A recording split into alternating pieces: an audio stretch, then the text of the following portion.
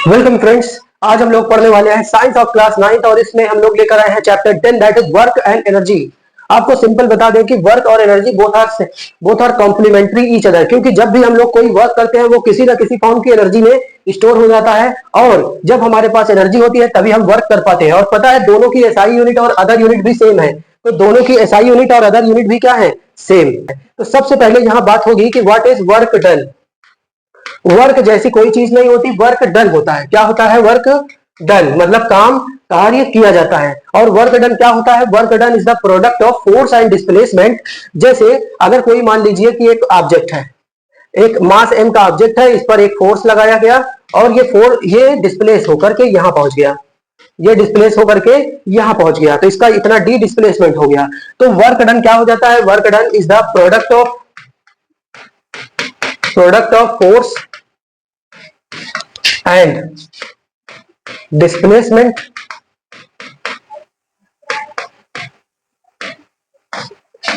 in direction of force। तो यहां एक खास बात ध्यान है कि ये प्रोडक्ट है डिस्प्लेसमेंट और फोर्स का। बस शर्त ये है कि जो डिस्प्लेसमेंट और फोर्स की डायरेक्शन सेम होनी चाहिए, मतलब जो डिस्प्लेसमेंट होना चाहिए वो फोर्स की डायरेक्शन में होना चाहिए, तब हम लोग उन दोनों को मल्टीप्लाई करेंगे तो हमें वर्क डन मिलेगा। ठीक है। अब देखिए वर्क एक स्केलर क्वांटिटी है। अभी इसको और डिटेल में हम बताएं तो इससे पहले बता दें कि वर्क एक स्केलर क्वांटिटी है। ऐसी क्वांटिटी है स्केलर क्वांटिटी। और वर्क और एनर्जी दोनों की एसआई यूनिट जो होती है वो जूल होती है। क्या होती है? जूल। चाहे स्मॉल में जूल ये लिखे या कैपिटल जे लिख दे, कोई बात नहीं, सब एक ही होता है। ठीक है, जूल। और सीजीएस यूनिट अर्ज होता है। और अर्ज सीजीएस यूनिट क्या होता है इसकी? अर्ज। और अदर यूनिट्स इसकी होती है, सीजीएस यूनिट अर्ज होता है। और इसकी अदर यूनिट्स में हम लोग जान सकते हैं कि इसकी अदर यूनिट्स होती हैं जैसे किलो वाट आवर और इलेक्ट्रॉन वोल्ट और कैलोरी। तो ये सब जो है ना एनर्जी और वर्क की यूनिट्स होती है, क्योंकि स्टार्टिंग में हमने बताया था कि ये दोनों सेम चीजें, कॉम्प्लीमेंट्री चीजें हैं। ठीक है। अब देखिए अगर फोर्स इस डायरेक्शन में लगा है और डिस्प्लेसमेंट इस डायरेक्शन में लग रहा है तो इनके बीच में यहाँ कुछ एंगल आया है, दैट इज थीटा। इस एंगल को हम लोग क्या कर दे रहे हैं? Theta angle. ये जस्ट एंगल है किसके बीच में? फोर्स और डिस्प्लेसमेंट के बीच में। तो वर्क डन क्या होगा? वर्क डन होगा F dot D. F dot D. अभी ये दोनों की डायरेक्शन इसमें इंक्लूड है। ठीक है। अभी इस फोर्स को अगर हम डिस्प्लेसमेंट की डायरेक्शन में ले आए, फोर्स को इस डायरेक्शन में अगर ले आए तो यही फोर्स हो जाएगा F cos theta. F cos theta. तो इस हिसाब से यही हो जाएगा F into D into cos theta. तो इसका मतलब वर्क डन जो है ना तीन चीजों पर डिपेंड करता है। एक तो फोर्स पर, दूसरा डिस्प्लेसमेंट पे और तीसरा उनके बीच के एंगल पर। तो वर्क डन बेसिकली तीन चीजों पर डिपेंड करता है। कौन कौन सी चीज पे? Force, displacement and cos theta पर। अब आप सब लोग यही सोच रहे होंगे कि ये कॉस थीटा कहां से आ गया। तो अभी देखिए पहले 9th में हम लोग जो है ना, आज से बहुत सालों पहले जब सिलेबस बड़ा हुआ करता था तो क्लास 9th की मैथ में हम लोग पढ़ते थे ट्रिग्नोमेट्री। लेकिन अभी आप लोग 10th में जब जाओगे तब ट्रिग्नोमेट्री पढ़ोगे। लेकिन उसका जस्ट थोड़ा सा, बिल्कुल थोड़ा सा एप्लीकेशन आ गया है जिसे हम बताना चाहेंगे कि जैसे कोई राइट एंगल ट्राइंगल होता है। कौन सा ट्राइंगल? Right angle. उसमें ये 90 डिग्री है एंगल, इसके सामने हाइपोटेन्यूज ये होता है बेस, ये होता है परपेंडिकुलर, ये एंगल हो गया थीटा। तो अभी हाइपोटेन्यूज और बेस को रिलेट करने के लिए कॉस थीटा होता है, इसीलिए यहाँ कॉस थीटा आ गया है। हाइपोटेन्यूज और परपेंडिकुलर को रिलेट करने के लिए यहाँ इसका साइन थीटा बनता है। तो कभी इसका भी यूज होता है, लेकिन ये सब यूज आप लोग आगे पढ़ोगे, अभी बिल्कुल नहीं इसके बारे में पढ़ना। बस थोड़ा सा यही कि cos theta is equal to होता है बेस अपॉन हाइपोटेन्यूज। बेस और हाइपोटेन्यूज को रिलेट करने के लिए ये यूज होता है। तो देखिए यहाँ पे यही राइट एंगल ट्रायंगल बन गया कि नहीं, इसके बीच में। तो ये हाइपोटेन्यूज है फोर्स और ये थीटा हो गया, और ये बेस की डायरेक्शन में जब ये आया तो एफ कॉस थीटा हो गया, जिसे कि हम लोग यहाँ लिखे हैं। ठीक है। अभी इसको कॉम्प्लेक्स नहीं करते हैं, हमें सिर्फ ये लर्न करना है और इससे जो डेराइव्स होंगे उन चीजों को देखेंगे। ओके। देखिए हम लोग अपनी डे टू डे लाइफ में बहुत सारा वर्क करते हैं, लेकिन साइंस की नजर में वही वर्क होगा जहां डिस्प्लेसमेंट होगा, और वो भी फोर्स की डायरेक्शन में। अगर फोर्स की डायरेक्शन में इतना बराबर सा भी डिस्प्लेसमेंट नहीं हुआ तो हम कोई वर्क नहीं कर पाएंगे। ये एकदम सिंपल सी बात है। एक प्लेटफॉर्म पर खड़ा हुआ एक कुली बहुत सारा लोड उठा करके ऐसे खड़ा है, ये लोड उठा करके ऐसे खड़ा है और कहीं वो चला नहीं, सिर्फ खड़ा रहा या हॉरिजॉन्टल डिस्टेंस ट्रेवल किया, तो उसने ग्रेविटी के अगेंस्ट कोई वर्क नहीं किया। रियल में तो उसने बहुत सारा वर्क किया, थक भी गया वो, है ना, उसकी एनर्जी भी लॉस हुई, लेकिन साइंस की नजर में कोई वर्क नहीं, क्योंकि उसका डिस्प्लेसमेंट अगर वो खड़ा रहा लोड को उठाकर तो डिस्प्लेसमेंट नहीं हुआ। अगर बाय द वो हॉरिजॉन्टली चला तो देखिए जैसे ये फ्लोर है, जैसे ये फ्लोर है, अभी ये आदमी लोड उठा करके यहाँ लोड रखा और लोड उठा करके यहाँ चल दिया, तो इस केस में देखिए, अच्छा इस लोड पर लगने वाला फोर्स इधर का है, वेट, वेट के अगेंस्ट काम कर रहा है ना वो, तो इसका वेट नीचे की तरफ है और ये इसका डिस्प्लेसमेंट यहाँ हुआ, इन दोनों के बीच में 90 डिग्री का एंगल आया। हम लोग को पता होता है कि cos 90 जीरो हो जाता है, इसीलिए यहाँ वर्क डन पूरा क्या हो जाएगा, जीरो। जब cos 90 होगा तो ये सिर्फ एक केस है। अभी आपको बता दें कि work done positive negative zero कुछ भी हो सकता है। ऐसी ही तो एक स्टोरी फेमस है एससी वर्मा की। एससी वर्मा भाई आईआईटी के प्रोफेसर है, उन्होंने एक मतलब नौकर मेड काम पर रखा जो उनका डे टू डे वर्क करता था और बाद में लास्ट में उन्हीं के घर में लास्ट में एक कमरे में एक चारपाई पे जाकर सो जाता था। फिर सुबह वो चारपाई से उठे और वर्क करे, फिर जाके वही चारपाई पे सो जाए। तो उनका जब जब महीने के एंड में वो उनसे गया अपनी सैलरी लेने, तो उन्होंने कहा किस बात की सैलरी, तुमने तो काम किया ही नहीं, काम नहीं किया। तो उसे उन्होंने उसको समझाया कि देखो तुम जहां से सुबह उठे वहीं पर ले जा करके फिर सो गए, तो तुम्हारा टोटल डिस्प्लेसमेंट दिन भर का क्या हुआ, जीरो। ऐसे हर एक दिन तुम्हारा डिस्प्लेसमेंट क्या हुआ, जीरो। और जब डिस्प्लेसमेंट जीरो है तो वर्क किस बात का तुमने किया, work equal to force into displacement into cos theta, तो डिस्प्लेसमेंट जीरो तो पूरा जीरो हो गया। तो अब जब तुमने वर्क ही नहीं किया तो पैसा किस बात का। तो इस बात की उन दोनों में बहुत लड़ाई हुई, फिर बाद में कुछ उसका हल निकला होगा जो भी हो, लेकिन अभी हम लोग अपने टॉपिक से नहीं हटते हैं, आते हैं इधर। तो not much work in spite of work hard. देखो जो वर्क हम लोग सोच रहे हैं ये साइंटिफिक वर्क, वर्क तभी होगा जब फोर्स और डिस्प्लेसमेंट और ये सब चीजें होगी। एक एक्टिविटी हम लोग यहाँ 10.1 है, पहले इसको समझते हैं फिर देखेंगे। We have discussed in the above paragraph a number of activities which are normally considered to the work. अभी कह रहे हैं कि in a day to day life for each time activity ask for following question, what is the work being done on, मतलब किस पर काम करना है, what is the happening to the object, object के साथ क्या हो रहा है, who are what is doing work, कौन काम कर रहा है, ये सब काम, ये सब बातें क्वेश्चन अराइज होते हैं। लेकिन क्या इनका कुछ मतलब भी है, साइंटिफिकली कंसेप्ट ऑफ वर्क क्या है। देखिए नॉर्मली हम लोग काम काम काम की रट तो लगाए रहते हैं ना, कोई ऑफिस जा रहा है, ऑफिस जाके बैठा है, बैठे कंप्यूटर में टाइप कर रहा है, कोई डिस्प्लेसमेंट ही नहीं, क्या कोई वर्क कर रहा है। देखिए देखिए नेचर के अगेंस्ट तो वो कुछ ना कुछ वर्क कर रहा है, लेकिन अगर साइंटिफिकली देखें तो वर्क वही है जहां पर फोर्स एंड डिस्प्लेसमेंट होगा, ठीक है। तो ये साइंटिफिकली वर्क वही होगा जहां पर work done is equal to force into displacement into cos theta होगा। अब यहाँ पे कई सारे केसेस बनते हैं जो कि अभी हम लोग पढ़ेंगे, ठीक है। जैसे case first, case first, case first कह रहे हैं कि जब थीटा इक्वल टू जीरो, मतलब ये फोर्स हो गया और ये डिस्प्लेसमेंट, दोनों सेम डायरेक्शन में, दोनों सेम डायरेक्शन में, यहाँ फोर्स और ये ऑब्जेक्ट है, इस पर फोर्स इधर है और इधर ही इसका डिस्प्लेसमेंट है, तो दोनों के बीच में एंगल क्या हो गया, जीरो। अब एंगल जीरो हुआ, कॉस जीरो क्या हो जाता है, कॉस जीरो हो जाता है 1, तो वर्क डन क्या हो जाएगा एफ इंटू डी, और जो कि पूरा क्या होगा, एकदम मैक्सिमम फोर्स होगा। तो इस केस में वर्क डन क्या होगा, मैक्सिमम। केस सेकंड, अभी देखो जैसे जैसे इनके बीच में एंगल बढ़ेगा तो ये फोर्स क्या होगा, ये cos थीटा की वैल्यू घटती जाएगी घटती जाएगी घटती जाएगी और यहां जाकर के जीरो 90 डिग्री पे। अगर cos theta theta equal to 90 हो जाए, मतलब एक तरफ फोर्स इधर है, वर्क ये ऑब्जेक्ट है, इधर डिस्प्लेसमेंट लग रहा है और इधर फोर्स लग रहा है, तो अब क्या है, इनके बीच में 90 डिग्री है थीटा, तो 90 डिग्री होने के केस में work done is equal to F into D into cos 90, और जो कि हो जाएगा पूरा जीरो। तो ये मिनिमम वर्क है, क्या है, मिनिमम वर्क, ठीक है। कब, जब इनके बीच में एंगल जीरो होगा। आपको एक बात जरूर बता दें कि वर्क डन जीरो तभी होगा जब आइदर एफ इज जीरो और डी इज जीरो और theta is zero, theta is 90, ठीक है। इन तीनों ही केस में, मतलब तीनों में से किसी एक केस में ही वर्क डन जीरो हो सकता है, अदरवाइज वर्क डन जीरो नहीं होगा। अच्छा केस थर्ड की बात करते हैं। केस थर्ड, केस थर्ड जहां पर एंगल की वैल्यू अब क्या है, 90 से पार हो गई है और 90 से बढ़ते बढ़ते जाएगा, तो अब फिर से अगेन निगेटिव में वर्क डन हो गया। अब हम 90 डिग्री से ज्यादा एंगल पर होगा तो ये वर्क डन निगेटिव होगा और वो बढ़ता जाएगा। तो अब थीटा की वैल्यू अगर 180 डिग्री हो गया है तो कॉस थीटा, कॉस 180 हो जाता है -1, और अब वर्क डन हो जाएगा माइनस एफ इंटू डी, जो कि हो जाएगा मैक्सिमम निगेटिव और मैक्सिमम, मैक्सिमम हो गया किसमें, निगेटिव में। तो एकदम सिंपल सी बात है। अब इन तीनों केसेस का एक एक एग्जांपल डिस्कस करते हैं, ठीक है। देखिए इधर भी कुछ चल रहा है, इधर भी कुछ चल रहा है, उन्हीं चीजों को थोड़ा हम लोग बैलेंस करके चलते हैं, ठीक है। यहाँ पे लाइन बाय लाइन पढ़ने में बहुत टाइम लग जाएगा, इसका जो निचोड़ है वो चीज हम लोग यहाँ समझने की कोशिश करते हैं। देखिए जब थीटा, जैसे फोर्स भी सेम डायरेक्शन में है, डिस्प्लेसमेंट भी सेम डायरेक्शन में है। एग्जांपल है एक्सेलरेटर लेना। जब हम लोग अपनी बाइक का या अपनी फोर व्हीलर का या हम अपनी साइकिल पे पैडल मारते हैं, तो पैडल मार करके हम लोग फोर्स अप्लाई करते हैं जिससे उसमें एक्सेलरेशन आता है। तो फोर्स सेम डायरेक्शन में है, मोशन भी सेम डायरेक्शन में, डिस्प्लेसमेंट भी, तो ये वर्क क्या हो गया, positive work, F into D, ये वही वर्क है।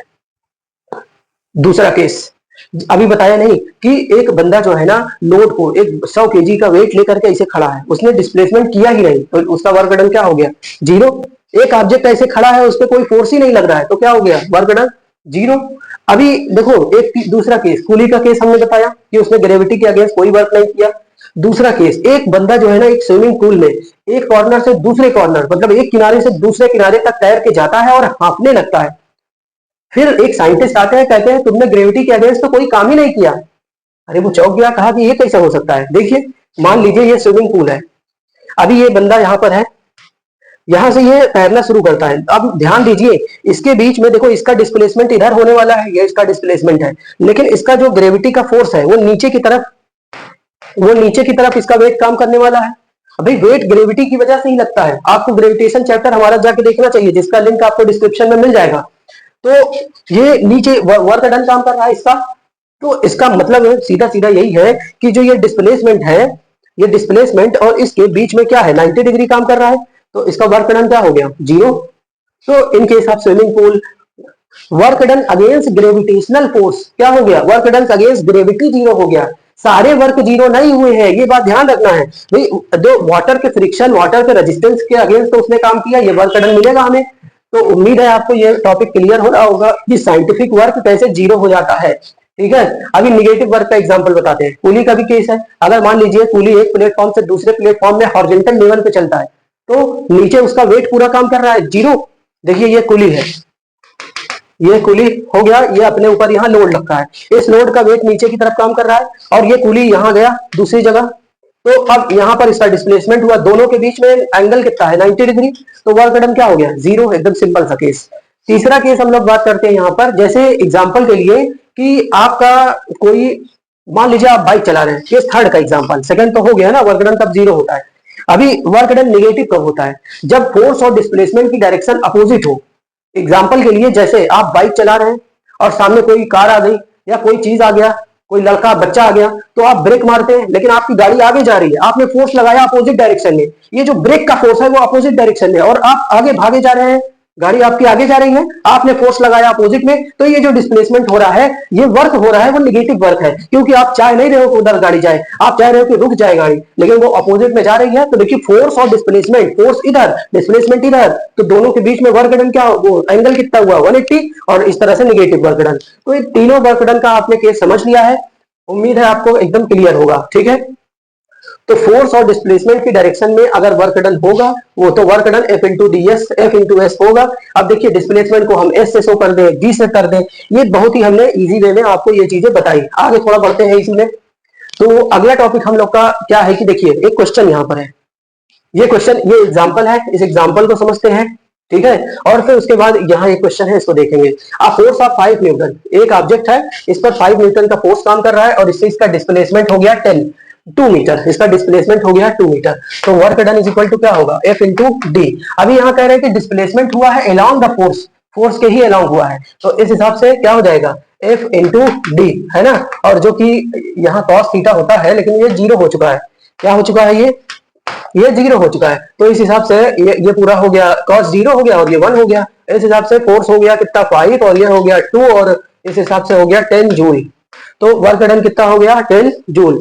ऐसे ये क्वेश्चन देखिए, ये ब्लू क्वेश्चन करते हैं, तो ब्लू क्वेश्चन को ब्लू से करते हैं। ठीक है, पहला क्वेश्चन यहाँ कह रहे हैं कि a force of 7 Newton act on an object, displacement इससे 8 मीटर। फोर्स लगा है कितना, 7 न्यूटन, और इससे डिस्प्लेसमेंट हो गया कितना, डिस्प्लेसमेंट हो गया है 8 मीटर का। In the direction of force, देखिए point to be noted, in the direction of force. तो कह रहे हैं कि बताइए what is work done in this case, work done कितना हो गया। अगर इन डायरेक्शन दोनों सेम डायरेक्शन है तो simple work is equal to F into D, और एफ कितना हो गया 7, डी कितना हुआ 8, 8 7 56, 56 न्यूटन। तो उम्मीद है आपको ये चैप्टर समझ में आया होगा और इस फॉर्मूले को आप यूज कर सकेंगे। ठीक है, अगर डिस्प्लेसमेंट नेगेटिव हुआ तो वर्क डन नेगेटिव भी होगा। आपका ये जो वर्क है ये पॉजिटिव, नेगेटिव, जीरो और नेगेटिव दोनों होता है। अगर हम इनके एंगल की बात करें तो अगर एंगल 0 डिग्री, अगर ये थीटा ये 0 डिग्री के बराबर से लेकर 90 से कम तक रहेगा, 90 से कम तक रहेगा, तो आपका वर्क कैसा होगा? पॉजिटिव। अगर थीटा की वैल्यू 90 डिग्री हो जाए तो ये हो जाएगा। अगर थीटा इज ग्रेटर देन 90 तो आपका वर्ग क्या हो जाएगा? नेगेटिव। ये आपको समझना चाहिए, हमने बार बार यही चीज अभी आपको बताया है, ठीक है। तो बने रहिए इसी चैनल में इसी तरह से, और लाइक सब्सक्राइब भी कर दीजिए, ठीक है। आगे बढ़ते हैं। अगला टॉपिक यहाँ पे देखिए, ये क्वेश्चन आप कर लेंगे। क्या कह रहा है कि आप पोर्टर लिफ्ट, एक पोर्टर है, लिफ्ट करता है एक लगेज को 15 केजी का जो है, from one ground to the foot into the on his head, उठाकर अपने हेड पर रखता है, और 1.5 मीटर टू द ग्राउंड पे चलता है। Calculate above the ground, ground से ऊंचाई पे चलता है। Calculate the work done by him on luggage. देखिए ये एक पोर्टर है, पोर्टर ये है, ये एक पोर्टर है जो कि सामान को उठा लिया, इसका वेट किधर काम कर रहा है? W इधर, और ये डिस्टेंस हाइट आगे अबव द ग्राउंड ट्रेवल किया है कितना? 1.5 मीटर। तो इस पर फोर्स कितना लग रहा है? 15 इंटू 150 इंटू 10, अरे 15 इंटू 10 जो कि हो जाएगा 150 न्यूटन। तो वर्क डन कितना हो जाना चाहिए? देखिए नहीं, वर्क डन यहां पर हो जाना चाहिए W इज इक्वल टू, अब दोनों के बीच में 180 एंगल है तो ये होगा माइनस F इंटू डी, जो कि माइनस फोर्स की वैल्यू हो गई 150 इंटू 1.5, मल्टीप्लाई कर लेंगे तो 15 जा 225, और एक पॉइंट पे जीरो, ये आगे जीरो लगेगा, एक पॉइंट पे डेसिमल, 225 न्यूटन कितना हो जाएगा? 225 न्यूटन, ठीक है। तो इस तरह से इन क्वेश्चंस को हम लोग कर सकते हैं। वो जूल राइट, सॉरी, वहां से हमने जो न्यूटन बताया, यहाँ पर हमें क्या लिखना चाहिए? यहाँ पे इसकी एसआई यूनिट जूल लिखना चाहिए। तो वर्क निकाल रहे हैं हम लोग, थोड़ी छोटी मोटी कंफ्यूजन आपसे भी होगी और हमसे भी होती रहती है, लेकिन इससे हमें पीछा नहीं छोड़ना, हमें क्वेश्चन को सॉल्व करना, लगातार प्रैक्टिस करते रहना, ठीक है। अब ब्लू क्वेश्चंस करते हैं। Question number 1, what do we say work done? Work done क्या होता है? Work done is the product of force and displacement in the direction of force. इस तरह से आप इसको देख सकते हैं। Right an expression for work done when force is acting on an object in the direction of force. तो work done का एक्सप्रेशन क्या हो जाएगा क्वेश्चन 2 के लिए? फोर्स इनटू डिस्प्लेसमेंट, ठीक है, ये हो जाएगा आपकी बुक के हिसाब से। तीसरा, डिफाइन 1 जूल। तीसरा क्या है? 1 जूल क्या होता है?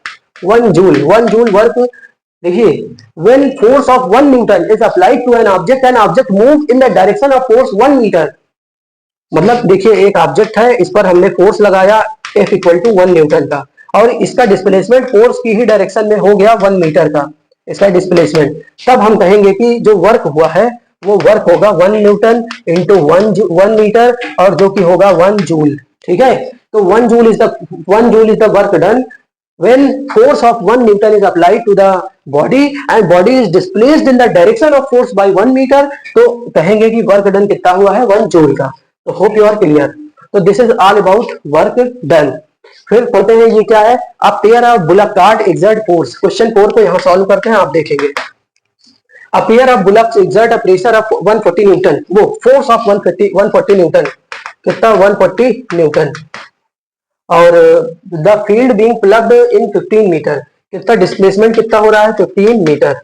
कह रहे हैं कि in how many work is done in the plugging the length of the field, पूरे मतलब लेंथ ऑफ फील्ड को, एक लेंथ को प्लग करने में कितना वर्क डन होगा?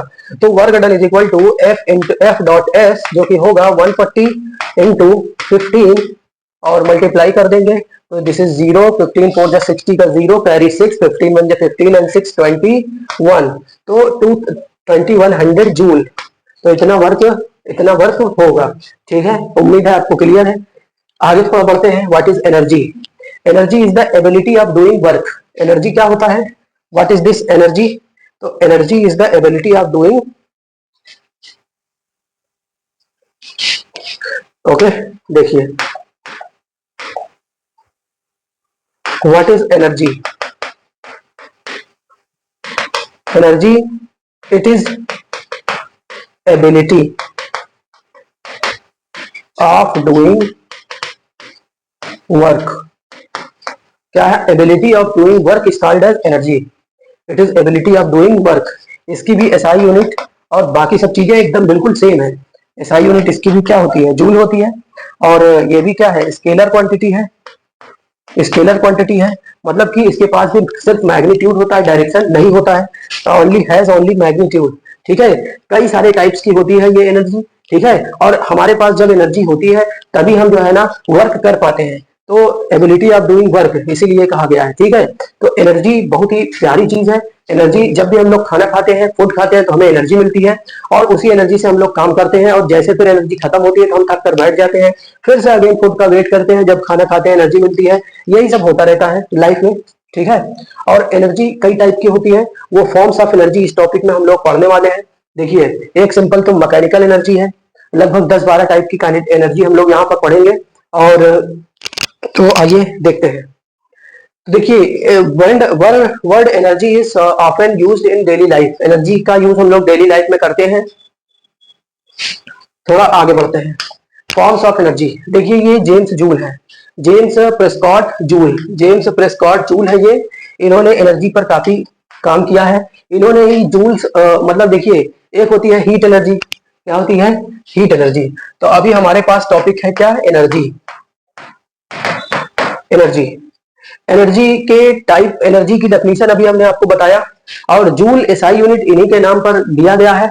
इन्होंने बहुत सारा थर्मोडायनेमिक्स में और इलेक्ट्रिसिटी में काम किया है। इन्होंने जो मैकेनिकल वर्क और कैलोरी को रिलेट किया था, ये जो 1 joule is equal to 4.18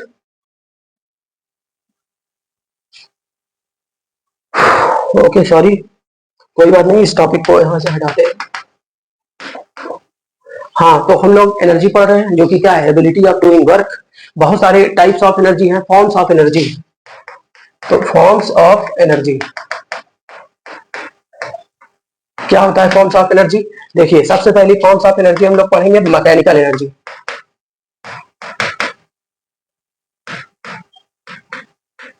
mechanical energy, short में इसी को हम लोग एमई कहते हैं। क्या कहते हैं? ME, mechanical energy.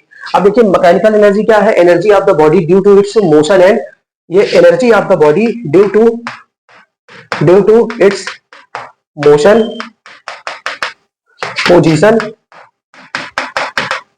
And shape and size. Shape and size, आपको बता दें, ये जो शेप एंड साइज है, इसका एक कंबाइंड वर्ड होता है कॉन्फ़िगरेशन।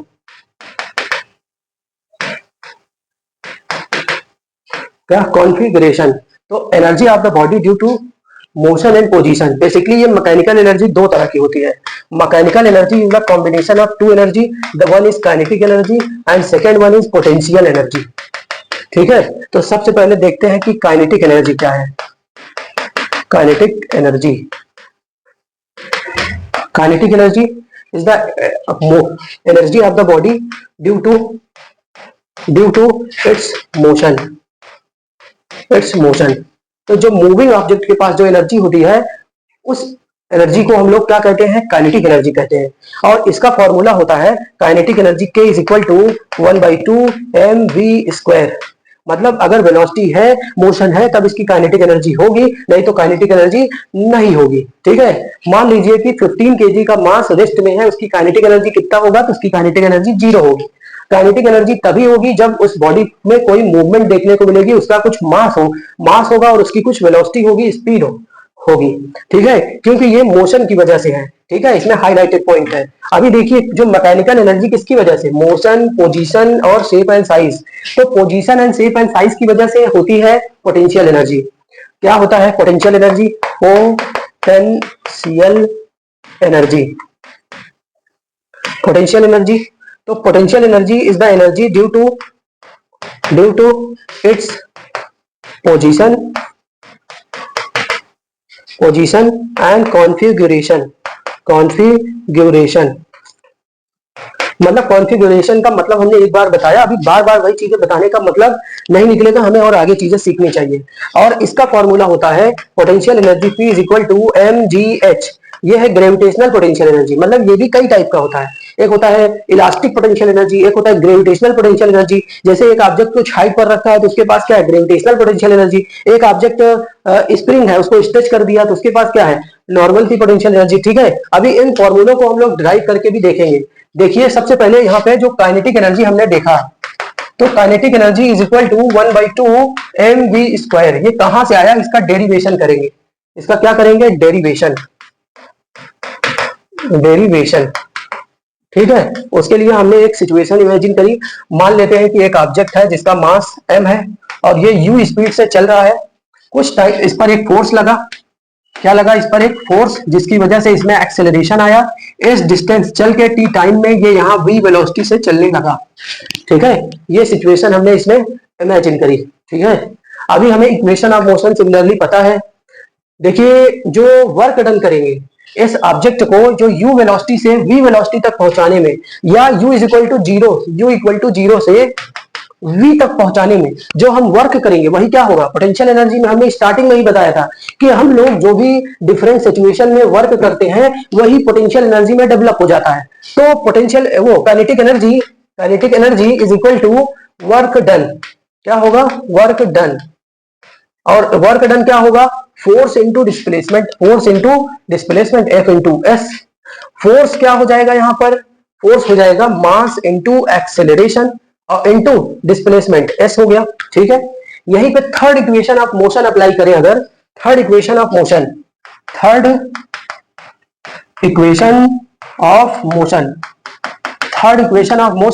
क्या होता है, v² is equal to u² plus 2as।